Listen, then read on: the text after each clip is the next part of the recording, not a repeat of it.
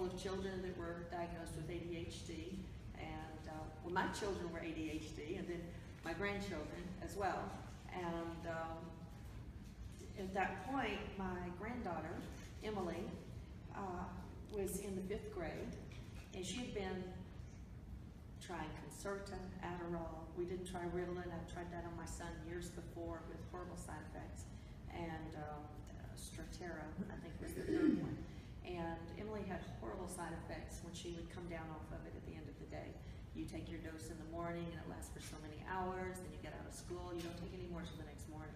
She'd become angry, her face would change color, she'd get red in the face, she'd become distraught, she would lash out. Anything you said to her made her cry or respond in anger.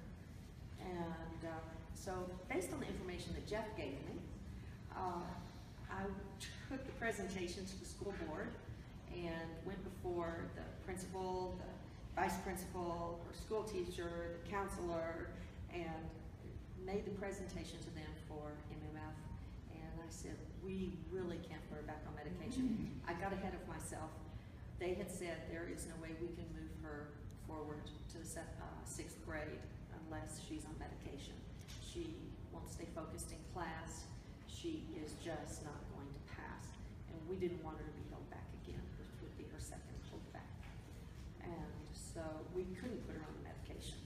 So we presented them with this, and they said, well, let us do the rest of the year on the MMF as an alternative therapy. And we'll see what happens. If she does well with the MMF, we'll pass her on to the 6th grade. Well, she's in 6th grade. Just wanted to share that with everybody.